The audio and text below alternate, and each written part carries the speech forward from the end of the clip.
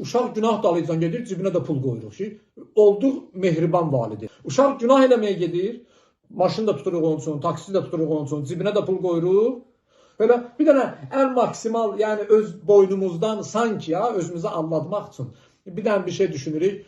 Vaxtında gəl ha bala evə. Güya ki, bütün tərbiyə üsullarını icra elədim, yola saldım uşağı və dedim vaxtında gəl, sonra mən atalıq, valideynlik borcumu yerinə yetirdim. Cibinə də pul qoyuram ki, get günah elə. Özümə ad verirəm.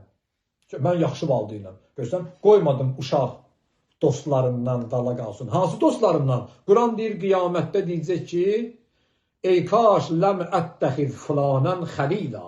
Kaş filan kəslərlə dostluq eləməyədim, cəhənnəmə gedəndə.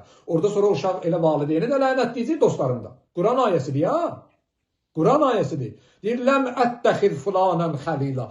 Kaş bunlarla dost olmayaydı, məni cəhənnəmə gətirdilər. Valideyn övladını cəhənnəmə aparan dostları ilə yola salanda özün mehriban qələmə verir.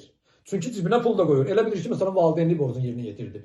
Məscidə gedəndə heç tələb eləmir bir dəfə ki, və yaxud heç gedmir, uşağın cibinə bir dəfə də pul qoysun ki, bala, mən gedə bilmirəm, İmam Sadiq ağanın mövlududur. Gel gör nə deyirlər orada. Ged İmam Sadiqin bir dəfə də məclisində otur da, bu qədər məsələn yoldan keçənin üzr istəyirəm, itin qurtun məclisində oturdun, bir dəfə də İmam Kazımın məclisində otur. Bir dəfə də İmam Zamanın mövluduna ged.